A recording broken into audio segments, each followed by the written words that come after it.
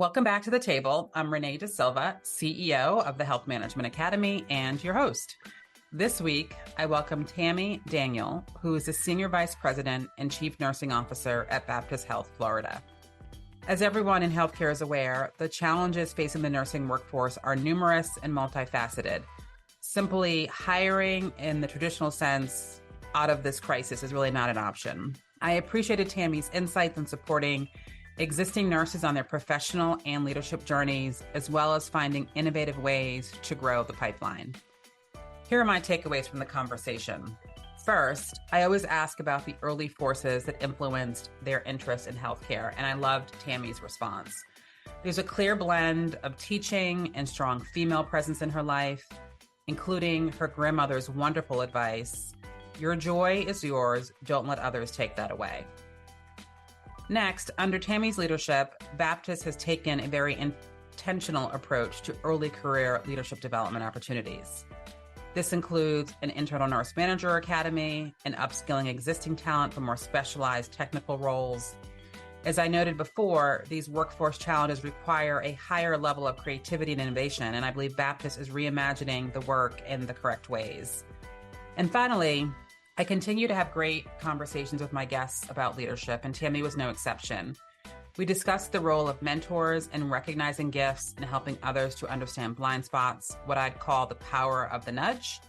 I also enjoyed Tammy's reflections on varying her management and communication styles based on audience and responsibilities, and the fact that leaders can't afford to show up in fixed ways.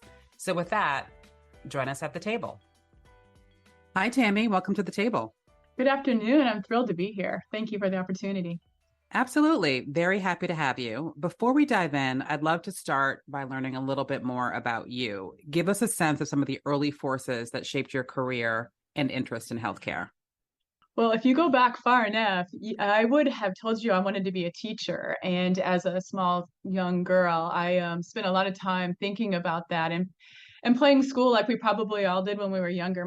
My sister probably had the most spelling tests given to her than anyone in the world. But as I got a bit older and transitioned in my life, I realized that I had a deep interest in the sciences and the interest in how our body connected with all of that and being able to help people be better and faster and just related to health a lot more. And so I also watched my mother, who is a single parent, really working paycheck to paycheck and really struggling. And I often thought as a younger girl, like I did not want to be dependent on anyone else. I wanted to be able to fill my career with something that was self-sustaining. And so medicine and healthcare really found me and I found it together. So I think that was what really inspired me, and my interest in my career was really how can I feel like I'm doing something that is connected with where I want to be in my life and I could be self-sufficient. My grandmother lived to be 102 and she always told me, don't ever let anyone take your joy from you. Your joy is yours. And I feel like healthcare gives me so much joy because it allows me to be what I really want to be and allows me to function in an environment that helps me excel. So that's really how my early forces shaped my career. It certainly sounds like you had a number of powerful women in your life and drew a lot from that inspiration. You're now leading Baptist Health as the Chief Nursing Executive. Did you shoot for that role early in your career, or as you mentioned a moment ago, did the path unfold a bit more organically? It really unfolded a bit more organically. I can admittedly say that when I was involved with anything in the past with a team or a group of people, I did have the desire to really be the lead of the team or the captain of the team because I felt like I was a problem solver and I was very solution oriented. And so that kind of does propel you to be a leader. But as a CNO, that was really something that other people saw in me more than I saw in myself. And they encouraged me to get uncomfortable in certain situations and step outside of that. I know how to do this, and get into you asked me to do something, I'm going to say yes and figure it out. And as I was able to do that more and more, doors opened and people encouraged me along the way. So I would say that it was really things that other people and mentors saw in me and encouraged me to do. As a nurse executive in one of my positions earlier in my career, I had a system CNO that would come on site and round with me, and she would always round in areas that she knew were challenging for people to be in compliance, and such as documentation about restraints or things that we struggle with across the health systems across the country. And she would deep dive into those areas with me. Every time she would come in around, I would knew it was going to be, okay, what is she going to challenge me on today? And that really fostered me to be more in tune with how I could make changes that make a difference. And those challenges that she put in front of me, I often anticipated. And she told me at one point, she said, "You're really good at solving problems, and you have a talent for that." And so that always encouraged me. Yes, we'll talk more about this, but it's incredibly powerful early in our careers when people see skills in us that maybe we don't see in ourselves. You talk a lot about the challenges, and of course, managing the nursing workforce is rife with them. And I think at this point, we have a clear sense for what they are. I do wonder, though, if there are one or two in particular that really keep you up at night, what would you point to? Well, I would actually point to, I'm so grateful that I have an outstanding team that helped me be able to sleep well at night. To answer your question, though, I was speaking at a graduation not that long ago, and when we talked about where the new nurses were going to go in their first opportunities outside of school, and it was alarming to me that there were not a large majority that were going to work inside the walls of our acute care hospitals.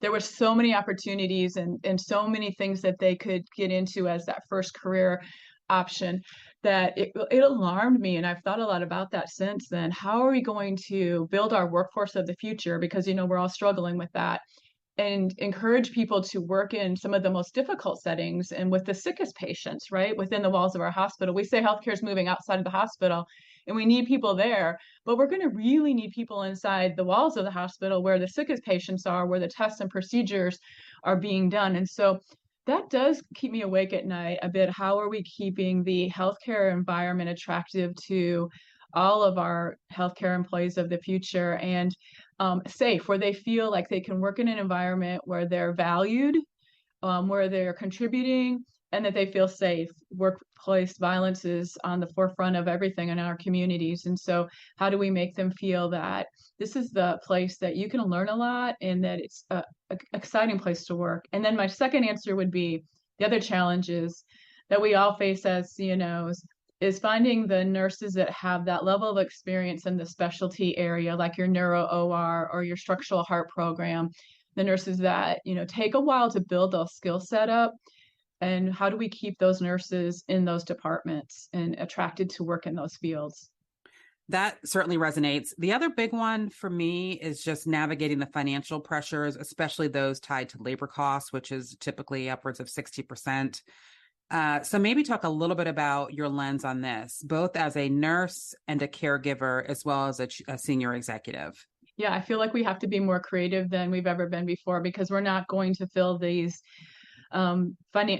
fix these financial pressures if we continue to do things the way we are right now. So, things that we've implemented are very different. We, for many years, did not have LPNs in the acute care environment. We have 120 working at the bedside on our medical surgical units right now in our Baptist health system, and they're staying and they love it. In fact, in July, we're standing up our first scrub nurse program where we're training 18 of our LPNs that have been in our system to become scrub nurses in the OR, because we can't fill our surge tech positions. So I think the answer to how do we become more innovative to solve these financial problems in our workforce is it's within our minds and our creativity of how do we fix these things. We've all stood up internal agencies and created our own programs to prevent the need for having so many expensive travelers, but how do we partner with our academic centers and do things differently? Right now we're working on an international program with one of our academic centers here in Jacksonville, and to train nurses that have come to the United States from the Philippines to be more comfortable working in the US healthcare system. And so we're partnering with them and scholarshiping some of them to learn those skills, and then obviously would obtain employment with Baptist Health. So you really have to adapt to what you're facing for the financial pressures, because they're not going to go away. And you see every day, if you read any literature, that many healthcare organizations are downsizing or right sizing. So we're going to have to learn to do more with what we have. I agree. I think a big piece of that is technology, and it's hard to keep pace with the amount of change there. There is a ton of conversation around AI and automation and whether that will help break through in clinical settings. I think we're still in pretty early innings on that. How do you think about that issue? You know, it is interesting that you asked that question, because we do want people to be more efficient and be able to function at the top of their license. And having said that, every time we roll out new technology or give them the ability to do something faster, it takes them a long time to learn that new technology, right? And so sometimes they're resistant to even try it because it takes me too long to learn it. I'll keep doing it the way I always have. And so I think that part of my answer to that question is not only are there new technologies like handheld devices and using your phone and voice to dictation, which is something that's going to be coming out for nursing at an even higher level. I think the thing as a nurse executive that we need to look at is how do we get them to utilize and adopt this new technology. And just this week, we stood up some units called Barton units, because Clara Barton was a nurse theorist that really was on the innovative edge. She pushed a lot of new advances in healthcare early in her career. And so we've identified 5 units across our health system that we are going to be using those units that are high performing to test our technology. To, as we roll something new out, they'll be the first adopters to it, and they'll work through the kinks and bugs and help us operationalize it to the highest effectiveness. And then they'll be our super users and help us roll that out to the system. Because what we've seen so far is we rolled out Epic in last July and some new handheld devices and devices that we want people to use to make it easier for them to barcode scan. They're not using them as much as we would like. So these Barton units are to help us work out some of those kinks and reduce the amount of time it takes people to do the work that they do. Where do you have confidence in terms of technology's ability to help people work at top of license and perhaps reduce some of the administrative burden? Yeah, I mean, a lot of nurses will talk to you about virtual nursing and how they're piloting it on certain units and what's working and what's not working. I think you have to do things with your team, not to your team. So by that, I mean, how do you bring them along with you as you're rolling these things out instead of throwing them at them and expecting them to absorb it? And so that's something that we need to learn a lot better. This topic of where automation has been deployed in clinical settings to really move the needle is one that I've been asking a lot of executives about.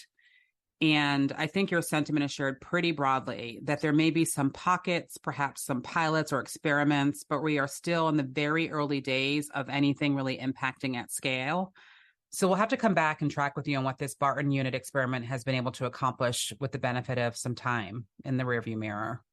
Absolutely. When I became a nurse executive, I realized, because I worked through many of the leadership roles throughout my career, that the nurse manager is such a difficult role in our healthcare system. They have to be the CEO of their service line or their unit. They're managing a budget, which they're held, to high standards on, and yet they're trying to keep their team members happy and satisfied. And so how do I be that middle manager? And is that a desirable position?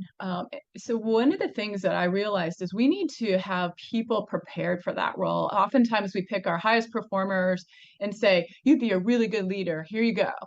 And then we watch them learn as they go and struggle, and it's really difficult. So we stood up a nurse manager academy a few years ago, and we implemented a process where nurses that had an interest in leadership could apply for this 6-month program, and we would help them be selected to go through a mentoring. They are assigned a coach.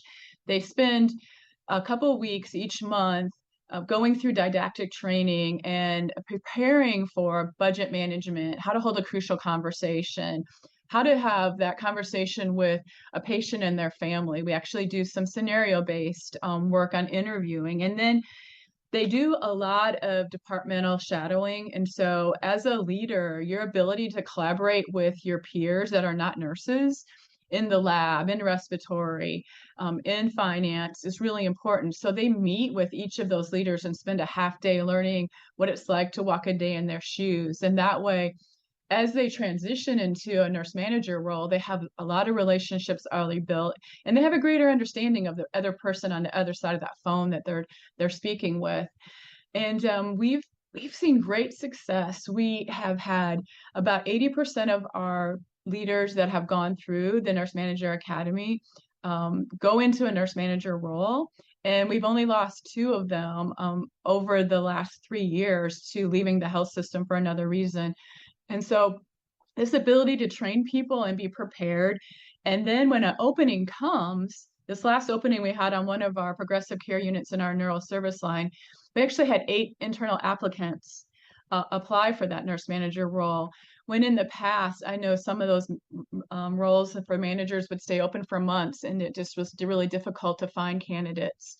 And so this ability to have this succession planning and having somebody ready and positioned and feeling comfortable that they didn't have to struggle in this role is really been successful for us. And so we've been able to present this at Magnet and a few other places. I'm happy to talk to nurse leaders about it because it's really a good program, and places can stand it up within their health system and hopefully see the same success that we've had. But we really have to prepare our nurse managers. They work a lot of hours. One of the things I looked at was, could we do a shortened work week for them, because they'll have 40 hours in, and it'll be early Thursday. So can they work 4/10s? Can they have a day off in a pay period because they work so hard? And so we also stood up Nurse Manager Appreciation Day. So Nurses Week is every year early in May. And so one of the things managers do is do everything else for their team members. Well, when do we have a nurse manager appreciation? So those are some of the things that we really have tried to do to build that position up, because it's so important for our future. Agree. I agree. Let's pivot a bit then and talk about leadership development more broadly. It's interesting. When I asked you what animated you as a child, you did mention that teaching was a big part of that. And so I've been impressed, as I've gotten to know you a bit, the way you've built out competencies internally, particularly through the Nurse Manager Academy. Can you bring that to life for us a bit? Yeah, you can get really tunnel vision staying within your walls and within your community, and you think you're doing everything the right way. But if we don't stay connected with each other and share our ideas and talk with our peers across the country, we won't grow successfully. So the 5 nurses that we selected to send were from different locations across the health system.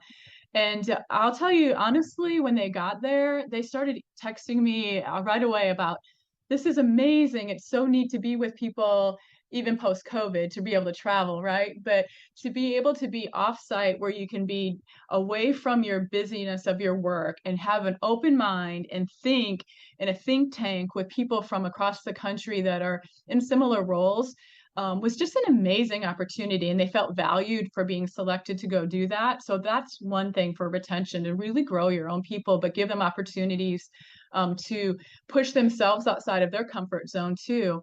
And then to talk to people across the country that were struggling with similar things, just it gave them a sense of confidence to say, you know what, we're not in this alone, but we are doing a lot of the things that other hospitals are doing, and things that they're doing that we're hearing about now, and we could bring these back and we can implement them. And they all 5 came back and shared ideas that they had heard or things that we're doing well that they shared with other people. I actually met one of the CNOs that is also sending managers to the Catalyst program, and she told me that her nurse managers came back and said the Baptist nurses are so excited, and so it made me feel really good that they were that engaged. So I just think building that momentum, it gave them confidence, it gave them the ability to come back and be problem solvers, because they were given the task to develop a project on their unit that they could work through the Catalyst program to implement. And so they each have now stood up a different program that they're in the process of incorporating. And they asked me, I just spoke with them again last week, if we could send more people to this program. And then I said, well, what if we brought the Catalyst program from Health Management Academy to Baptist and had some way to do a large group setting and incorporate our nurses from managers from across the system in an environment where they're networking with each other? Would you see the same value as going offsite? And they said, well, they thought that they would because our nurses are from 6 different hospitals and they don't always interact with each other. So it's that networking that's so important. I think that's what it brings to the table.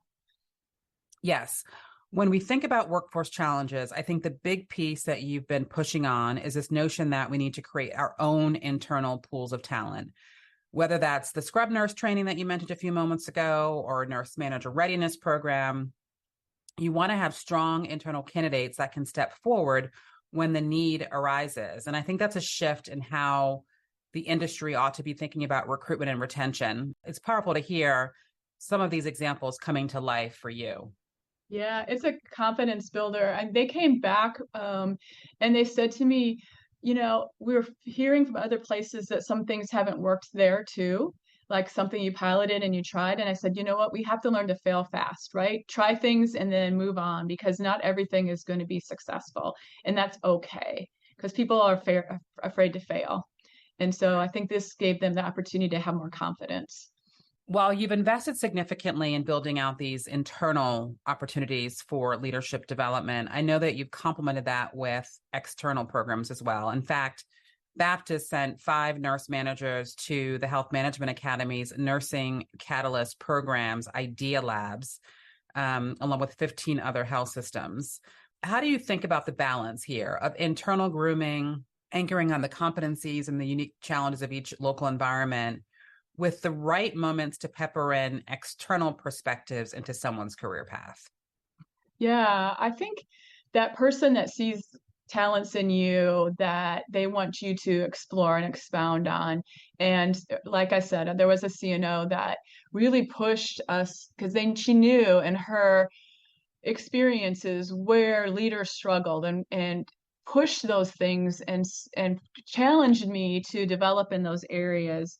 And I think, part of what we do as leaders is learn to adapt to the situation. And this person taught me the ability to use different leadership styles. When I went to Wharton, I had the opportunity to go to the J&J Wharton Fellowship, and it was really a pivotal moment for me because what I really transferred from that opportunity was people ask you what your leadership style is, and the answer is you might have a natural leadership style, but to be a true leader and be successful, you need to adapt to the situation because sometimes you have to be a transformational leader, sometimes you have to be a servant leader or an influential leader if you're speaking to the board and you're trying to help them understand that this capital equipment is really, really important. And so I think where I had a mentor early in my career was the person who taught me that you have to be able to be adaptive and flexible.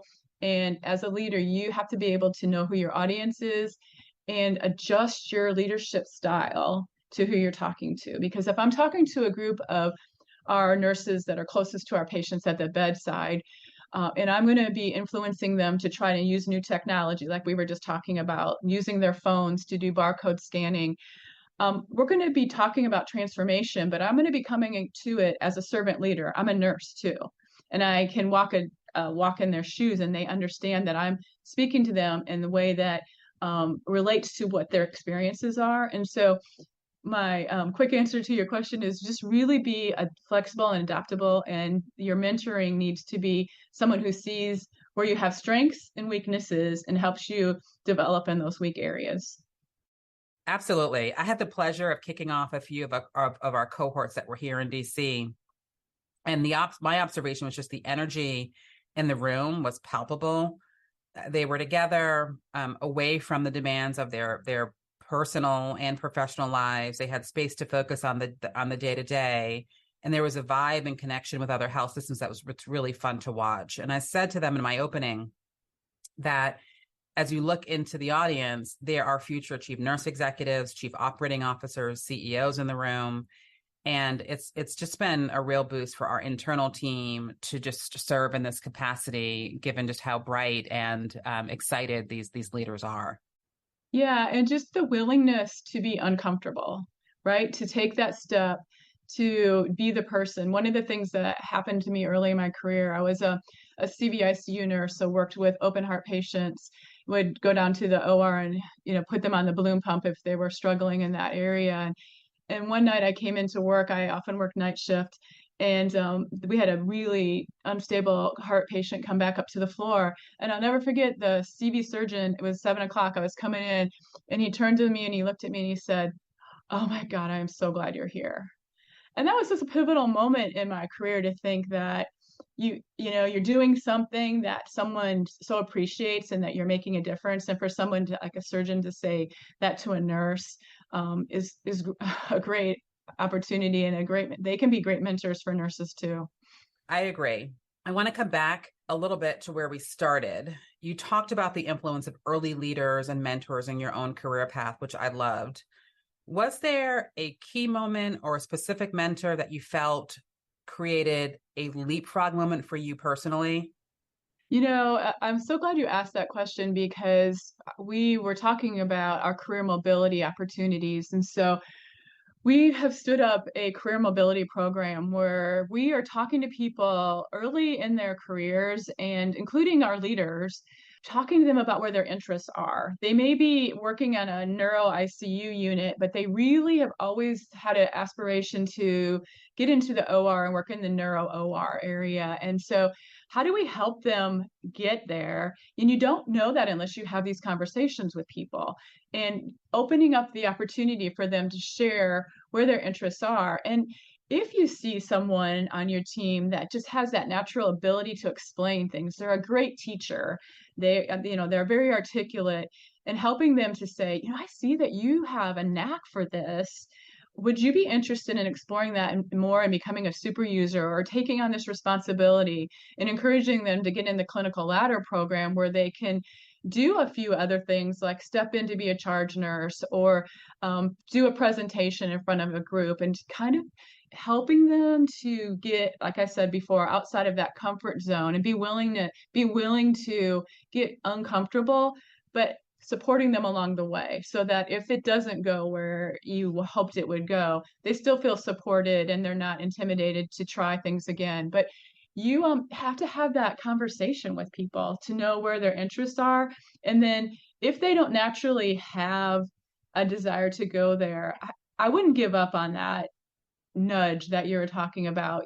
Maybe take a pause back, but come back around. And you got to build the managers up to be able to have those skills to see those talents in people too. I'll often go, when we're starting the application process for the Nurse Manager Academy, to the current nurse managers and say, who do you want us to encourage to apply? And who are your stars right now? And who are your quiet leaders that may not feel comfortable stepping forward without a nudge? And so, just keeping your eyes and ears open. I completely agree. What has been powerful for me along the way is this notion of it is helpful to know your gifts, but it's sometimes even more impactful to know your blind spots. And I always talk to my team here about that feedback is a gift, even if it's hard to hear. And it sounds like you've experienced that and have benefited from that as well. Yeah, I just want to add there, you brought up another great point. We, in one of our nurse manager academies, had the majority of our candidates were white females, and 90%, 89% of our workforce are females. And some people came back to me and said, I think we need to look at a more diverse group as people apply. Maybe we need to encourage people to apply that are not applying. And so we dug into that a little bit deeper. And as I found some people that were really strong charge nurses that weren't applying, I actually spoke to them. And a couple of people told me that they didn't feel comfortable sticking their neck out there because they've tried for things before and were turned away, or were told no, that they weren't qualified, and they didn't want to feel that hurt again. So they didn't want to be vulnerable. And so helping them through that process is really important. I think that point is really important. I just love how you think about the benefit of not just applying, but asking for folks who are in the role who they see as ready or capable or having potential. I think it's often these invisible talent pools and profiles that could be a big part of our future, and it will require us as leaders to really think about that a little bit differently. So we've covered a lot today, but if you could invite any two people to continue this conversation at your table, who would you invite and why? Two people. I would invite my hospital CEO because we have a great relationship, and I think we could, have a good sounding board of what things we're working on together and the challenges that we're facing. Because my challenges are his challenges, and vice versa.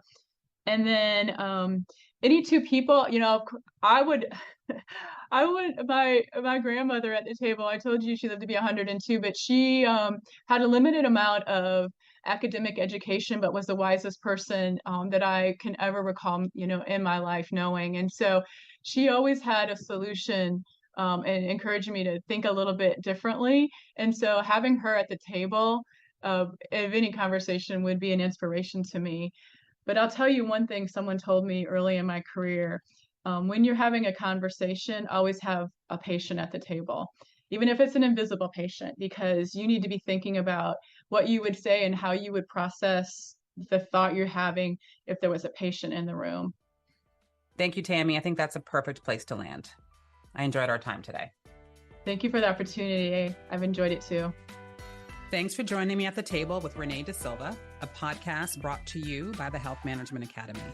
I hope you enjoyed this episode, and if you did, subscribe and drop us a review on Apple Podcasts, Spotify, or wherever you're listening to this podcast now. For all of our episodes, including show notes and transcripts, and more information about how you might join me at the table in the future, please head to hmacademy.com/podcast. I look forward to having you back at my table next time. Talk to you again soon.